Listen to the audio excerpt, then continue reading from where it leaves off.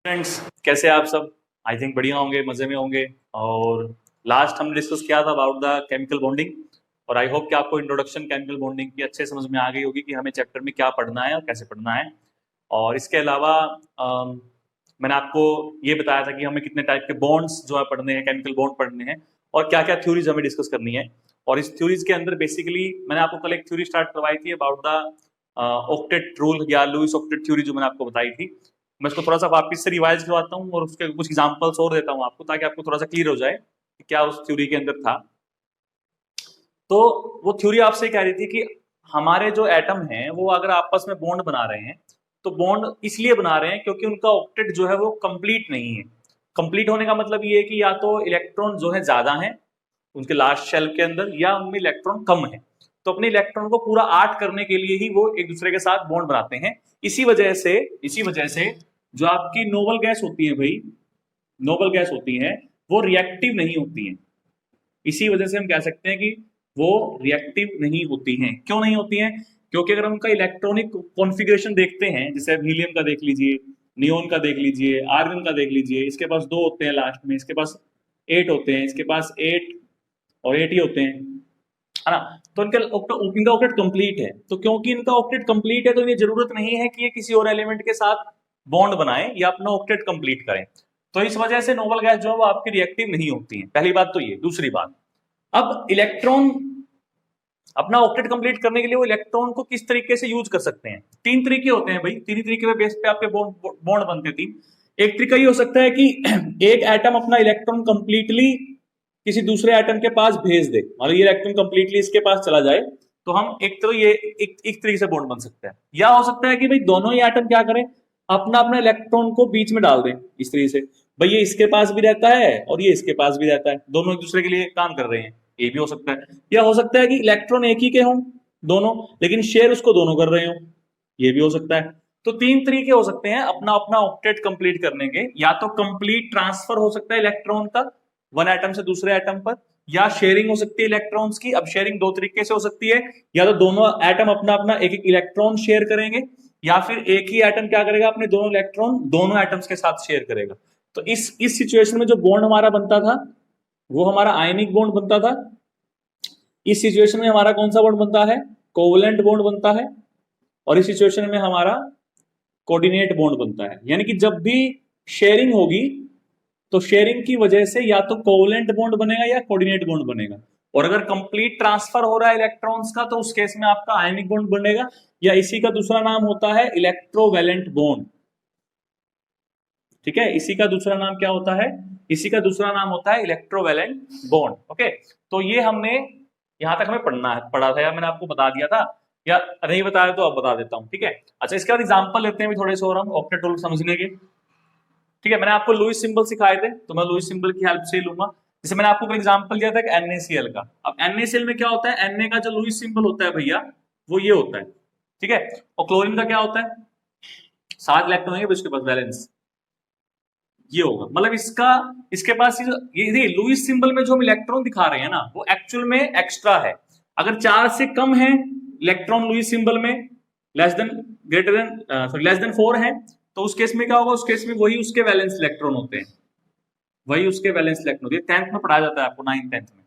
लेकिन अगर आपके पास वैलेंस इलेक्ट्रॉन जो है वो 4 से ज्यादा है, जैसे यहाँ पे 7 इलेक्ट्रॉन ना, तो 8 माइनस आपको जितने भी इलेक्ट्रॉन है उसको बैलेंस कर लीजिए, वैलेंसी आती है। वैलेंस इलेक्ट्रॉन 7 ही है इसके पास भी। ठीक है, तो ये भी इसके वैलेंस इलेक्ट्रॉन है और ये इसका वैलेंस इलेक्ट्रॉन है। ओके, वैलेंसी क्या होती है हमारे पास? वैलेंसी हमारी होती है कितने एटम के साथ कंबाइन कर सकता है। जिसके पास 1 इलेक्ट्रॉन है तो ये एक ही एलिमेंट के साथ कंबाइन कर सकता है ना किसी, तो इसकी वैलेंसी 1 हो गई। ओके, वैलेंसी कैसे निकालते हैं? वही तरीका, 4 से कम अगर है, 4 से कम अगर है तो वैलेंसी वही उसकी वैलेंसी होगी। 4 से ज्यादा है तो 8 माइनस कर लीजिए, वो उसकी वैलेंसी आ जाएगी। ठीक है, अगर लेस देन वैलेंस इलेक्ट्रॉन जो आपके हैं, वैलेंस इलेक्ट्रॉन आपके 4 से कम है, ये 4 के इक्वल है, तो वही उसके वैलेंस इलेक्ट्रॉन भी होंगे, वही उसकी वैलेंसी भी होगी। लेकिन अगर आपके पास वैलेंस इलेक्ट्रॉन 4 से ज्यादा है, 5 है, 6 है, 7 है, तो 8 में से माइनस कर दीजिए, वो उसकी वैलेंसी आ जाएगी। ठीक है, तो इसकी वैलेंसी कितनी है? 8 माइनस 7 एक ही है, इसकी वैलेंसी भी कितनी है, एक ही है, मतलब ये भी एक एलिमेंट के साथ कंबाइन होता है, ये भी होता है। तो ये अपना एक इलेक्ट्रॉन इसको कंप्लीटली यहां दे देता है, ठीक है। तो होता ये है कि यहां से Na बन जाता है पॉजिटिव और Cl बन जाता है नेगेटिव, तो ये कंपाउंड बन गया, देखो बॉन्ड बन गया। तो इसमें क्या है, इसमें देखो ये आयन है ना, ये भी क्या है, आयन है, ये पॉजिटिव आयन है, ये नेगेटिव आयन है। तो दो आयंस के बीच में जो अट्रैक्शन होती है उसको कहा जाता है आयनिक बॉन्ड या इलेक्ट्रोवैलेंट बॉन्ड, ठीक है। ये तो ऐसे बनता है। अब मैं दूसरा एग्जांपल आपको समझाता हूं, जिससे मान लीजिए आपके पास ऑक्सीजन है, ठीक है, ये ऑक्सीजन है। ऑक्सीजन के पास वैलेंस इलेक्ट्रॉन होते हैं 6, तो 1 2 3 4 5 6, ओके। इसके पास भी कितने होते हैं, 1 2 3 4 5 6, इसको मैं यहां दिखा देता हूं इस तरह से, ठीक है, 6 होते हैं। अब देखिए होता यह है कि इस केस में ये अपने इलेक्ट्रॉन को दे नहीं सकता। अगर वैलेंस इलेक्ट्रॉन 4 से ज्यादा है तो वो लूज नहीं करता है, दोनों के पास 4 से अगर ज्यादा है, अगर दोनों के पास वैलेंस इलेक्ट्रॉन 4 से ज्यादा है तो उस केस में वो इलेक्ट्रॉन को लूज या गेन नहीं करते, वहां पर शेयरिंग आ जाती है। ये बात समझ में आ गई। अगर आपके इलेक्ट्रॉन 4 से ज्यादा है वैलेंस, तो उस केस में आपकी डोनेशन नहीं होती है, उस केस में आपकी शेयरिंग होती है। तो यहाँ पर आपकी शेयरिंग होती है। तो होता क्या है कि इसको अपने 8 करने हैं, 2 की जरूरत है, इसको अपने 8 करने हैं, इसको भी 2 की जरूरत है। तो ये क्या करते हैं, ये ऑक्सीजन इसके इलेक्ट्रॉन शेयर कर लेता है, ये वाले दोनों, और ये वाला इसके शेयर कर लेता है, रहते इसके दोनों के पास है। मतलब एक ये बॉन्ड बन गया, इसका इसका शेयरिंग हो गई, एक ये बॉन्ड बन गया, यहाँ शेयरिंग हो गई, ठीक है। तो ये क्या बन गया, O2 बन गया, है ना।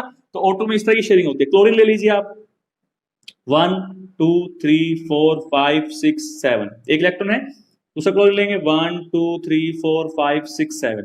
तो देखिए इसके पास भी 7, 4 से ज्यादा इलेक्ट्रॉन है, इसके पास भी 4 से ज्यादा इलेक्ट्रॉन है, तो दोनों आपके अब लूज या गेन नहीं कर सकते हैं, शेयर करेंगे। तो यहाँ पर शेयरिंग होगी, तो ये इलेक्ट्रॉन ये शेयर कर लेगा, ये इलेक्ट्रॉन ये शेयर कर लेगा। तो दोनों के पास क्या होगा, दोनों के पास 8 इलेक्ट्रॉन दिख रहे हैं, ठीक है। गया किसी के पास कोई सा नहीं है, पड़े अपने अपने पास ही है, बट शेयरिंग हो रही है। तो यहाँ पे क्या बन रहा है आपका, यहाँ पे आपका कोवलेंट बॉन्ड जो है वो बन रहा है। तो इस तरह की शेयरिंग आप दिखा सकते हो। कोऑर्डिनेट भी दिखाएंगे, बट कोऑर्डिनेट में अभी नहीं बता रहा हूँ आपको, वो आगे बताऊंगा आपके एग्जाम्पल में जाके। फिलहाल के लिए मैं आपको सिर्फ इतना बता रहा हूँ कि क्या हमारा रूल बताता है हमें about the chemical bonding. Okay, चलिए इसको साफ करते हैं, थोड़ा सा हम टॉपिक आगे करते हैं।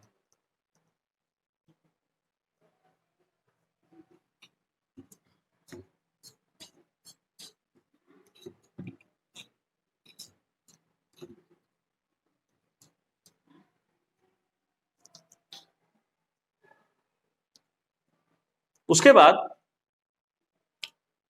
अगर हम ध्यान से देखें तो सभी एलिमेंट बॉन्ड बना रहे हैं अपना ऑक्टेट कंप्लीट करने के लिए, है ना। और ऑक्टेट किसका कंप्लीट है, वैसे नेचुरली किसका ऑक्टेट कंप्लीट है, नोबल गैसेस का। इसका मतलब कोई भी अगर एटम बॉन्ड बना रहा है अपना ऑक्टेट कंप्लीट करने के लिए, तो एक्चुअल में वो स्टेबल नोबल गैस कॉन्फ़िगरेशन को अटेन करना चाहता है। नोबल गैस जैसा इलेक्ट्रॉनिक कॉन्फ़िगरेशन उसको अपना करना है, इसलिए वो किसी दूसरे एटम के साथ या मॉलिक्यूल के साथ रिएक्शन करेगा और उससे अपने ऑक्टेट को कंप्लीट करेगा। ओके, यानी हम ये भी कह सकते हैं कि जो दो बॉन्ड बन रहे हैं दो एटम के बीच में, वो बॉन्ड तब बनेंगे जब वो जब चाहेंगे कि एक दूसरे की हेल्प से वो अपना अपना इलेक्ट्रॉनिक कॉन्फ़िगरेशन जो है वो नोबल गैस जैसा बना ले, है ना। वो अपना कॉन्फ़िगरेशन जो है वो नोबल गैस जैसा बना ले, इस वजह से वो आपस में क्या बनाते हैं, बॉन्ड बनाते हैं। एक बात आप ध्यान में रखिएगा कि बॉन्ड क्यों बनता है। हर एक एटम चाहता है कि उसका इलेक्ट्रॉनिक कॉन्फ़िगरेशन कैसा हो जाए, नोबल गैस जैसा हो जाए, इसी वजह से वो बॉन्ड बनाता है। क्लियर, ये बात समझ में आ गई, ये बात ध्यान में रखिएगा हमेशा आपने। ओके, चलिए तो अब बात करते हैं, वही सबसे पहले हमने रूल पढ़ लिया, हमें 3 तरह के बॉन्ड ये बता रहा है।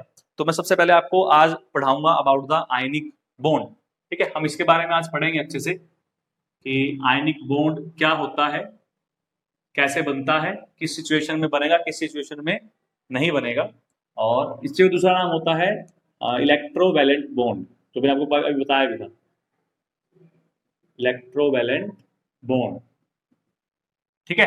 तो आयनिक बॉन्ड या इलेक्ट्रोवैलेंट बॉन्ड, इसके बारे में हमें पढ़ना है। देखिए सिंपल सी बात है, बताई मैंने आपको कि ऐसा कोई भी बॉन्ड जो दो तरह के आयंस के बीच में बनता है, आयंस के बीच में बनता है, उसे बोलते हैं आयनिक बॉन्ड। और आयन क्यों बनते हैं, आयन आपके बनते हैं जब एक एटम अपना इलेक्ट्रॉन लूज कर देता है, कितने भी कर सकता है लूज, तो 1 2 3, बट हम कम से कम एक मान रहे हैं ना।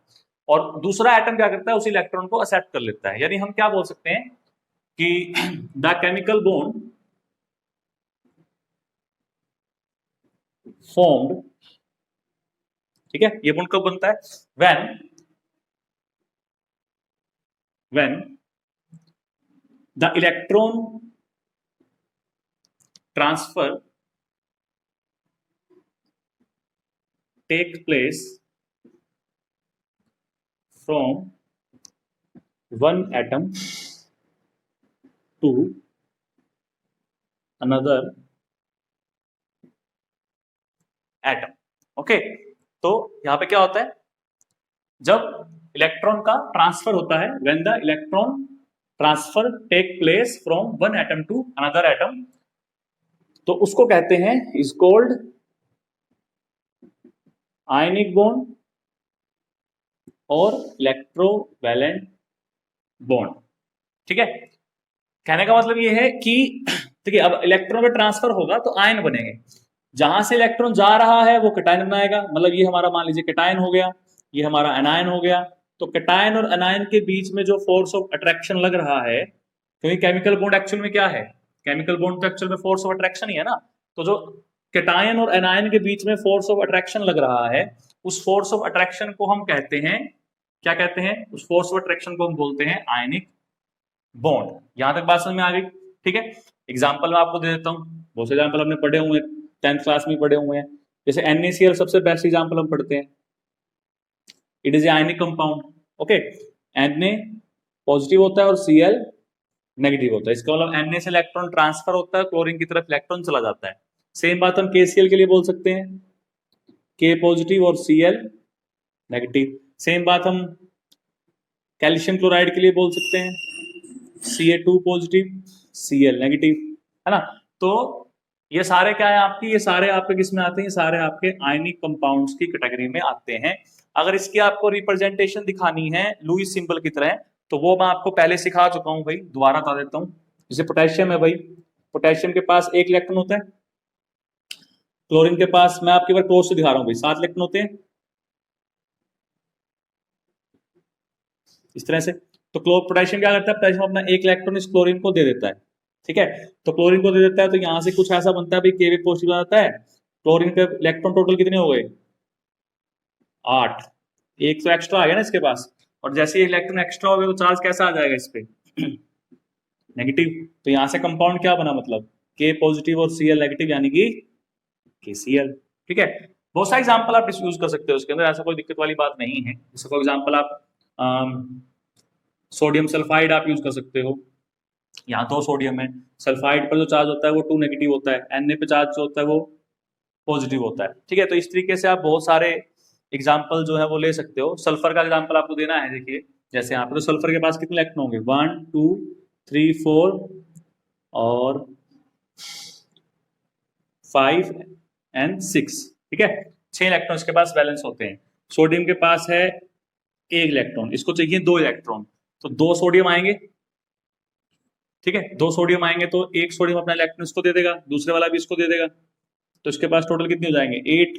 तो सल्फर के पास हो गए टोटल 8 इलेक्ट्रॉन, तो 2 एक्स्ट्रा आए हैं इसके पास, तो 2 नेगेटिव चार्ज आ गया, और Na 2 लगे हैं इसके पास, एक यहाँ और एक यहाँ, तो इसलिए फॉर्मूला क्या बनेगा, Na2S। तो आई थिंक आपको फॉर्मूला बनाना भी आ गया होगा कि किस तरीके से किसी आयनिक कंपाउंड का फॉर्मूला हम जो है वो बना सकते हैं। क्लियर, चलिए जी, तो ये हमने डेफिनेशन समझ ली, एग्जाम्पल समझ लिए कुछ कि आयनिक बॉन्ड क्या होता है और क्या उसके एग्जाम्पल्स हो सकते हैं और कैसे वो बनता है। ठीक है, इसको साफ करते हैं।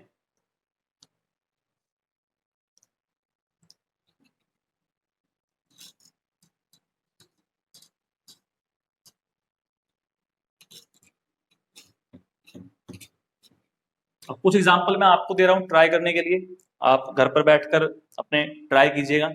जैसे एग्जाम्पल आप ट्राई कीजिएगा Na3P, एक आप एग्जाम्पल ट्राई करिएगा AlF3 करिएगा। ठीक है, इसके अलावा एक आप ट्राई कीजिएगा कैल्शियम ऑक्साइड CaO।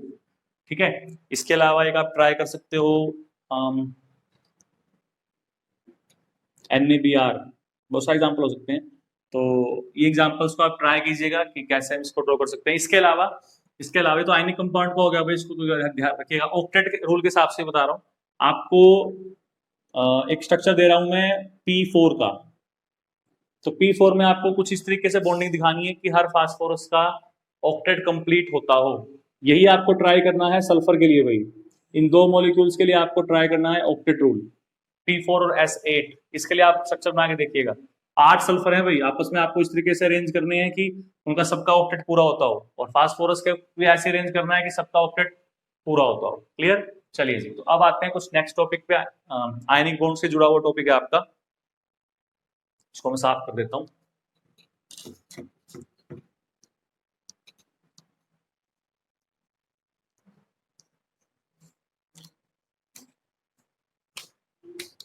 अब नेक्स्ट टॉपिक आपका है भाई, वो बहुत इंपॉर्टेंट टॉपिक आपका है। अच्छा, एक खास बात आप इसमें ध्यान रखिएगा भाई, कि जो आयनिक बॉन्ड आपके होते हैं वो आपके नॉन डायरेक्शनल होते हैं इन नेचर। ठीक है, आयनिक बॉन्ड जो होते हैं आपके वो डायरेक्शन पे डिपेंड नहीं करते हैं। कहने का मतलब क्या है, देखिए जैसे मान लीजिए मैं कैटायन हूं, ठीक है, अब मैं कैटायन हूं तो मेरी तरफ कौन अट्रैक्ट होगा, मेरी तरफ एनायन अट्रैक्ट होगा। ठीक है, तो वो जो एनायन हमारे पास आ रहा है वो एनायन मेरे पास किसी भी डायरेक्शन से आ सकता है, तो मेरी कोई फिक्स डायरेक्शन नहीं है, एनायन यहीं से आएगा तो ही मैं बॉन्ड बनाऊंगा, या यहाँ से आएगा तो मैं बॉन्ड बनाऊंगा। किसी भी डायरेक्शन से, ऊपर से, नीचे से, आगे से, पीछे से, दाएं से, बाएं से, कहीं से भी एनायन जो है वो मेरे पास आ सकता है, अट्रैक्ट हो सकता है, कहीं से भी डायरेक्शन में कर सकता हूँ। तो इस वजह से हम कह रहे हैं कि वो बॉन्ड डायरेक्शनल नहीं है, वो डायरेक्शन पे डिपेंड नहीं करता है। Ionic bond does not depend on the direction, because जो चार्ज अट्रैक्शन होती है वो हर डायरेक्शन से हो सकती है। ठीक है, तो ये बात आपको ध्यान में रखनी है कि आयनिक बॉन्ड जो होते हैं आपके वो डायरेक्शनल नहीं होते, नॉन डायरेक्शनल होते हैं नेचर के अंदर। क्लियर? अच्छा चलिए, अब इसके बाद हम बात करेंगे आज कुछ इंपॉर्टेंट टॉपिक की, एक दैट इज कंडीशंस। तो इन कंडीशंस के बारे में जो है वो हम आज पढ़ेंगे कि आयनिक बॉन्ड बनाने के लिए क्या क्या कंडीशंस को हमें फॉलो करना जरूरी है। बहुत इंपॉर्टेंट टॉपिक है भाई, इनको बहुत ध्यान से समझिएगा, बहुत सी चीजें आपको सीखने को इसमें आज मिलेंगी। तो conditions for the formation of ionic bond, ठीक है, condition for the formation of ionic bond, ये आपको समझना है। ओके, चलिए तो आज इसके लिए समझते हैं। बहुत इंपॉर्टेंट कुछ टॉपिक है, बार बार बोल रहा हूं मैं, बहुत इंपॉर्टेंट टॉपिक है। ठीक है, आयनिक बॉन्ड के बनने के लिए दो बातें हमें साफ दिख रही है। पहली बात तो एक, आयन बनने बहुत जरूरी है भाई, अगर आयन ही नहीं बनेंगे तो आयनिक बॉन्ड कहां से बनेगा, है ना। आयनिक बॉन्ड बनने के लिए आयंस का बनना बहुत जरूरी है। तो नॉर्मल सी बात है कि वो सारी कंडीशन जिसमें आयन का बनना इजी है, वो सारी कंडीशन जिनमें आयंस का बनना बहुत इजी है, वही कंडीशन फेवर करेंगी आयनिक बॉन्ड बनने के लिए। ये तो बात बहुत क्लियर हो गई, सिंपल सी बात है कि वो सारी कंडीशंस जो आयन को बनने में फेवर करेंगी वो आयनिक बॉन्ड बनने में फेवर करेंगी। तो जिन कंडीशंस में आयन का बनना इजी है और जिन कंडीशंस में आयन का बनना डिफिकल्ट है, सॉरी, उसी बेस पे हम चेक कर सकते हैं कि आयनिक बॉन्ड का बनना किस तरीके से है। ठीक है, तो तीन कंडीशंस है भाई। सबसे पहले जो हमारी कंडीशन है वो है आयनाइजेशन एनर्जी।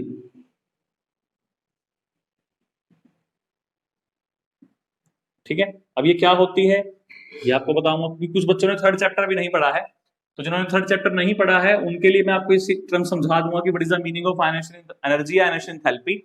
फिर दूसरी टर्म जो आपकी होती है that is electron gain enthalpy, या इलेक्ट्रॉन गेन एनर्जी बोल सकते हो आप, बट एंथैल्पी वर्ड हम ज्यादा यूज करते हैं। And third is lattice energy. ठीक है, तो ये तीन टर्म्स आपके पास है, ये तीन ही कंडीशंस के बेस पे हम चेक कर सकते हैं कि हमारा जो बॉन्ड बनेगा वो आयनिक बनेगा या नहीं बनेगा। ठीक है, तो आज मैं आपको कोशिश करता हूं कि तीनों समझा दूं, बट शायद उसका लास्ट वाला पार्ट मैं आपको भी ना बता पाऊं क्योंकि टाइम शायद ना हो हमारे पास, बट फिर भी कोशिश करूंगा। लेकिन पहले हम कोशिश करते हैं आयनाइजेशन एनर्जी के बारे में कि आयनाइजेशन एनर्जी क्या होती है, फिर इसका कैसे हमें यूज करना है वो मैं आपको समझा देता हूं। ठीक है,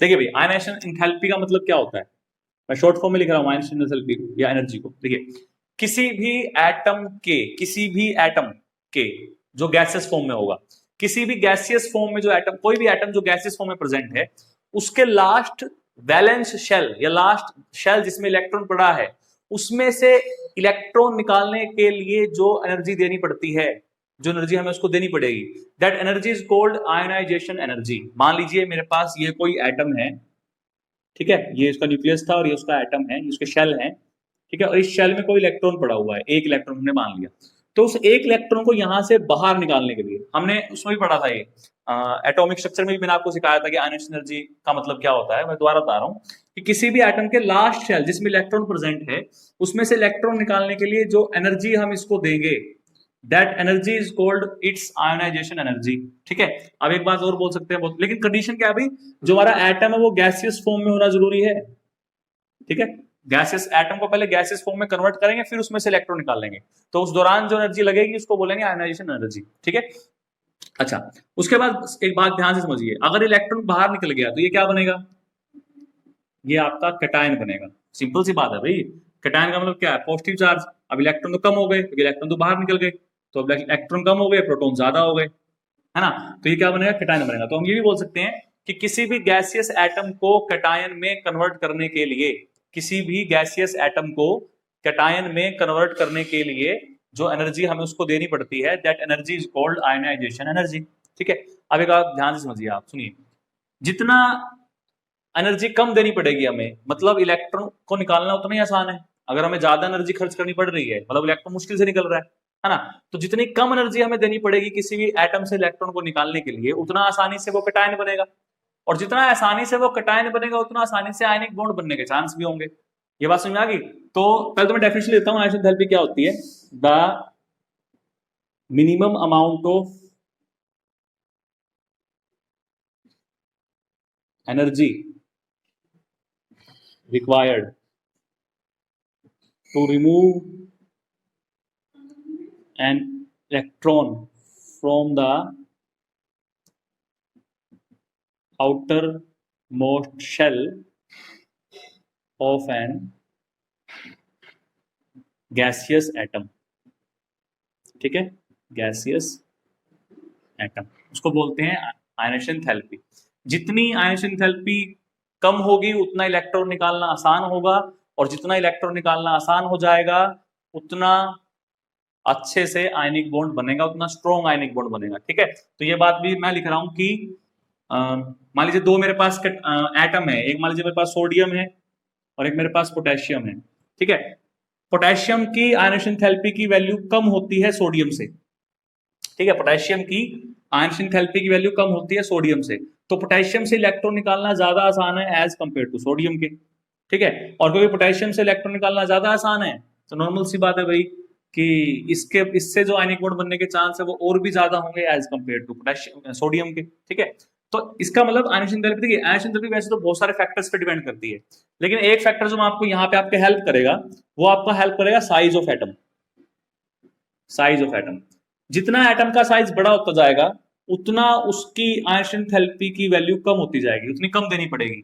तो पोटेशियम का जो साइज होता है वो सोडियम से बड़ा होता है, तो साइज बड़ा होने की वजह से इलेक्ट्रॉन बहुत लूज होते हैं, बहुत लूज होते हैं तो आसानी से निकाल सकते हैं, आसानी से निकाल सकते हैं, तो इलेक्ट्रॉन बॉन्ड भी सॉरी जो आयनिक बॉन्ड है वो बहुत अच्छे से बनेगा आपका। क्लियर? तो ये बात आपको ध्यान में आ गई, समझ में आ गई होगी आयनिक बॉन्ड बनाने की पहली सिचुएशन कंडीशन क्या है कि किसी भी एटम की आयनेशन एंथैल्पी की वैल्यू बहुत कम होनी चाहिए। जिन एटम्स की आयनेशन एंथैल्पी की वैल्यू बहुत कम होगी उनके आयन बनने के चांस बहुत अच्छे होंगे, और अगर आयन बनने के चांस बहुत अच्छे होंगे तो आयनिक बॉन्ड बनाने के चांस भी बहुत ज्यादा अच्छे होंगे। क्लियर? तो ये बात आज आपको समझ में आ गई होगी कि आयनिक बॉन्ड बनने की पहली सिचुएशन है मिनिमम अमाउंट हमें देना पड़े एनर्जी का। ठीक है, ताकि वो कैटायन जल्दी से बन जाए, कैटायन जल्दी बन जाएगा तो बॉन्ड जल्दी बन जाएगा। क्लियर? चलिए इसको हम करते हैं साफ। और भी कंडीशंस है इसके अलावा, वो भी बताऊंगा आपको मैं, बट मेन जो 3 कंडीशंस हम देखते हैं वो 3 कंडीशंस तो हम यही देखते हैं, बाकी कंडीशंस भी आपको मैं साथ के साथ समझाऊंगा। ठीक है, ओके। दूसरी जो कंडीशन आपकी थी भैया, दूसरी कंडीशन क्या थी आपकी? दूसरी कंडीशन थी आपकी इलेक्ट्रॉन गेन एंथैल्पी की। इलेक्ट्रॉन गेन एंथैल्पी, ठीक है, या इसी को हम क्या बोलते हैं? इसी को हम बोलते हैं इलेक्ट्रॉन एफिनिटी। इलेक्ट्रॉन एफिनिटी, ठीक है। उस पहले की टर्म, पहले की उसमें कन्वेंशंस के अकॉर्डिंग तो इलेक्ट्रॉन एफिनिटी बोलते थे, बट न्यू कन्वेंशंस के अकॉर्डिंग हम उसको इलेक्ट्रॉन गेन एंथैल्पी बोलते हैं। ठीक है, मतलब दोनों का लगभग सेम सा ही है, बट फिर भी आजकल हम इलेक्ट्रॉन गेन एंथैल्पी ज्यादा यूज करते हैं। देखिए वर्ड में ही समझ में आ रहा है, इलेक्ट्रॉन गेन एंथैल्पी। ठीक है, इलेक्ट्रॉन गेन एंथैल्पी। अब इलेक्ट्रॉन गेन एंथैल्पी का मतलब क्या है? इलेक्ट्रॉन गेन लेना, तो इलेक्ट्रॉन लेने के लिए जो एनर्जी एटम देगा, देखिए 2 केस होते हैं, अगर हमें एटम से इलेक्ट्रॉन लेना है तो हमें उसको एनर्जी देनी पड़ती है, और अगर हमें एटम को इलेक्ट्रॉन देना है तो वो हमें एनर्जी देगा। मतलब सारा आदान प्रदान किसका है? इलेक्ट्रॉन का और एनर्जी का। वन हाथ ले वन हाथ दे, ऐसे बोलते ना, हिंदी में क्या बोलते हैं? एक हाथ ले और एक हाथ दे, तो one hand given one hand take. Okay, तो इलेक्ट्रॉन की एंथैल्पी में क्या होता है? इलेक्ट्रॉन की एंथैल्पी में ये होता है कि किसी भी एटम को अब हमें इलेक्ट्रॉन देना है तो वो हमें बदले में क्या देगा? एनर्जी देगा। ठीक है, तो अब इलेक्ट्रॉन कौन लेगा? इलेक्ट्रॉन वो लेगा जिसको इलेक्ट्रॉन की बहुत ज्यादा जरूरत है। और किसी एटम को इलेक्ट्रॉन की जरूरत क्यों होती है भाई? किसी भी एटम को इलेक्ट्रॉन की जरूरत होती है ताकि उसका जो इलेक्ट्रॉनिक कॉन्फ़िगरेशन है वो कैसा बन जाए? नोबल गैस जैसा बन जाए। ठीक है, तो उसकी जरूरत होती है मेन सी। तो यहीं पे मैं आपसे कह रहा हूं कि अब जिसकी जितनी ज्यादा जरूरत होगी वो उतना ज्यादा पैसा खर्च करेगा, है ना? जिसको जितनी ज्यादा जरूरत होगी उसको इतना उतना पैसा खर्च ज्यादा करेगा वो। ठीक है, तो अगर किसी एटम को नोबल गैस जैसा बनना है और उसको सिर्फ एक ही इलेक्ट्रॉन की रिक्वायरमेंट है, सिर्फ एक इलेक्ट्रॉन की, तो नॉर्मल सी बात है भाई, वो बहुत ज्यादा एनर्जी खर्च कर देगा। भाई एक इलेक्ट्रॉन चाहिए मुझे, फटाफट दो और मुझसे एनर्जी ले लो, मुझे तो स्टेबल बनना है। ठीक है, तो वो जो एनर्जी लगती है उस एनर्जी को बोलते हैं, मिलती है हमें, उस एनर्जी को बोलते हैं इलेक्ट्रॉन गेन इंथैल्पी। तो हम यहाँ क्या बोल सकते हैं कि द एनर्जी रिलीज्ड, ठीक है, when an extra electron added to the outermost shell of an gaseous atom। किसी भी एटम के अंदर जब हम एक्स्ट्रा इलेक्ट्रॉन ऐड करते हैं उस टाइम पर जो एनर्जी रिलीज होती है उसको हम बोलते हैं इलेक्ट्रॉन गेन एंथैल्पी। ठीक है, तो मान लीजिए कोई एटम था, उसकी एनर्जी पहले 50 की थी। ठीक है, अब उसकी एनर्जी उसने रिलीज कर दी, उसके बाद 40 की रह गई, तो रिलीज कितनी की उसने? 10 की। तो रिलीज करने के लिए हम सिंबल शो करते हैं भाई माइनस का, तो उसकी इलेक्ट्रॉन गेन एंथैल्पी कितनी है? -10 की है। माइनस सिर्फ इसलिए है कि ये बताने के लिए कि एनर्जी रिलीज की गई है, अगर प्लस है तो मतलब हमने दी है उसको। ठीक है, तो जितना ज्यादा नेगेटिव होगी, मतलब मान लीजिए 50 नेगेटिव है, आप नेगेटिव को भूल जाइए, आप मैग्नीट्यूड देखिए 50 का है, मतलब उसने बहुत ज्यादा एनर्जी रिलीज की है। बहुत ज्यादा एनर्जी रिलीज की है इसका मतलब वो बहुत ज्यादा जरूरत में है किसके? कॉन्फ़िगरेशन अटेन करने के। ठीक है, अब अगर इलेक्ट्रॉन एक्स्ट्रा आ गया है, एक्स्ट्रा, तो इसका मतलब वो क्या बनेगा? एनायन बनेगा, क्योंकि पहले इलेक्ट्रॉन जितने थे उस पर एक और आ गया ना, नेगेटिव चार्ज आ गया, तो एनायन बनेगा। मतलब एनायन बनाने के दौरान जो एनर्जी निकलती है उसे क्या कहेंगे? इलेक्ट्रॉन एफिनिटी या इलेक्ट्रॉन गेन एंथैल्पी कहेंगे। अब बात समझिए, जितना जल्दी एनायन बनेगा उतना जल्दी आयनिक बॉन्ड बनने के चांस होंगे, और आयनिक बॉन्ड और जल्दी एनायन कब बनेगा? जब जल्दी एनर्जी रिलीज करेगा। जितनी ज्यादा एनर्जी रिलीज करेगा उतना जल्दी एनायन बनेगा, है ना? और ज्यादा एनर्जी रिलीज करने का मतलब है कि जितनी नेगेटिव इलेक्ट्रॉन गेन एंथैल्पी होगी, नेगेटिव तो रिलीज होने का मतलब है ना, जितनी ज्यादा नेगेटिव, जितना नेगेटिव मतलब है कि जितनी ज्यादा रिलीज होगी, तो जितनी ज्यादा नेगेटिव इलेक्ट्रॉन गेन एंथैल्पी की वैल्यू होगी उतना एटम जल्दी एनायन बनेगा, और जितना जल्दी एनायन बनेगा उतना जल्दी वो आयनिक बॉन्ड बनाएगा। इसका मतलब क्या होना चाहिए? Higher the value of electron gain enthalpy और more easy will be the formation of ionic bond। ठीक है, जितनी ज्यादा वैल्यू आपकी होगी ज्यादा इलेक्ट्रॉन गेन एंथैल्पी की, नेगेटिव में भाई हाइयर द नेगेटिव वैल्यू, ये भी ध्यान रखिएगा, पॉजिटिव नहीं होती है, फर्स्ट होती है, और सिर्फ फर्स्ट, सेकंड वाले में पॉजिटिव हो जाते हैं कई केसेस में। मतलब एक इलेक्ट्रॉन निकालिए, अब एक और निकालना है, तो दूसरा इलेक्ट्रॉन निकालने के लिए क्या पता हमें एनर्जी देनी पड़ती है उसको, सॉरी, एक निकाल लिया, एक मिनट सॉरी, एक इलेक्ट्रॉन उसको दे दिया, एक और देना है, तो अगर दूसरा इलेक्ट्रॉन और देना पड़ जाए उसको, तो हमें कई बार क्या होता है एनर्जी मिलती नहीं है, हमें देनी पड़ जाती है। तो फर्स्ट सिर्फ नेगेटिव हो सकती है, जो सेकंड बार हम एनर्जी दे इलेक्ट्रॉन ऐड कर रहे हैं उस टाइम साथ एनर्जी भी साथ में हम ही देनी पड़ जाए, ऐसा भी कुछ केसेस में होता है। ठीक है, तो वही आपको थोड़ा सा देखना है ओवरऑल रिजल्ट की एनर्जी देनी पड़ रही है कि मिल रही है। ओके, तो ये दो फैक्टर आपके थे, जितना जल्दी एनायन बनेगा। अब देखिए जैसे फ्लोरीन है और एक मेरे पास ऑक्सीजन है। ठीक है, फ्लोरीन के पास 1 2 3 4 5 6 7 और ऑक्सीजन के पास 1 2 3 4 5 6। इसे 2 इलेक्ट्रॉन की जरूरत है, लेकिन इसे सिर्फ 1 इलेक्ट्रॉन की जरूरत है। इसका मतलब इसके इलेक्ट्रॉन एक्सेप्ट करने के चांसेस बहुत ज्यादा हैं एज कंपेयर टू ऑक्सीजन के। तो इसका मतलब ये ज्यादा एनर्जी को रिलीज करेगा एज कंपेयर टू ऑक्सीजन के। तो अगर ज्यादा एनर्जी रिलीज करेगा तो जल्दी एनायन बनेगा, जल्दी एनायन बनेगा तो नॉर्मल सी बात है कि बॉन्ड भी बहुत जल्दी ये बनाएगा, कौन से वाला?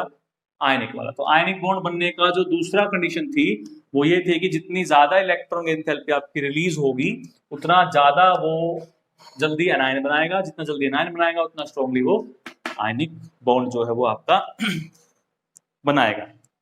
समझ में आ गई बात? तो ये आपकी दो सिचुएशंस थी भाई कि किस कंडीशंस पर हम बना सकते हैं आयनिक बॉन्ड। एक तीसरी कंडीशंस आपकी रह गई, वो हम करेंगे नेक्स्ट क्लास के अंदर, ठीक है। तो ये थी आपकी दो सिचुएशन, बाकी हम करेंगे नेक्स्ट क्लास में। तब तक के लिए जुड़े रहिए कैमवेदा के साथ, चैनल को लाइक शेयर सब्सक्राइब कीजिए। और एक खास इंपॉर्टेंट पॉइंट बात मैं आपको आज बताना चाहूंगा भाई, अगर आप ये वीडियो लास्ट तक देख रहे हो तो आपने बात देख ली होगी, वरना मुझे फिर दोबारा से अगले वीडियो में फिर बच्चों को बताना पड़ेगा जो पूरी वीडियो शायद नहीं देखते हैं। तो बात ये है कि भाई मैं शायद वीडियो कई बार ऐसा होता है कि किसी दिन वीडियो आपको नहीं डाल पाता हूँ, तो आप शायद वेट में होते होंगे कुछ बच्चे कि आज वीडियो क्यों नहीं, आज वीडियो क्यों नहीं आई। तो आपको पहले ही ये पता रखने के लिए कि भाई किस दिन वीडियो आएगी, किस दिन वीडियो नहीं आएगी, या कुछ और बातें जो जुड़ी उसके चैनल से कि क्या टॉपिक पे आज वीडियो आएगा, किस पे नहीं आएगा, टेलीग्राम चैनल आपका कैमवेदा का है, आप टेलीग्राम चैनल पे जाइए, उसको ज्वाइन कीजिए, सब्सक्राइब कीजिए। चैनल को ज्वाइन नहीं करना, सब्सक्राइब तो क्या करना, उसको ज्वाइन कीजिए चैनल को। उसमें आपको चैनल से रिलेटेड सारी इंफॉर्मेशन आती रहेगी, कब कौन सी वीडियो आएगी, कब कौन सी वीडियो नहीं आएगी, या क्यों नहीं आई है, या कब आएगी, ठीक है। तो उस सब बातों से, उसके अलावा और भी बातें जो आप वहां पूछ सकते हो, जान सकते हो। बट मेनली तो यही है कि चैनल से रिलेटेड जितनी भी इंफॉर्मेशन है, वीडियो से रिलेटेड जितनी इंफॉर्मेशन है, कोई न्यूमेरिकल है, कोई क्वेश्चन है, या कोई टॉपिक था आपका, वो सब आप वहां डाल सकते हो, कॉमन सी जो प्रॉब्लम सबकी होती है, ठीक है। तो ध्यान में रखिएगा। तब तक के लिए बने रहिए कैमवेदा के साथ। All the best.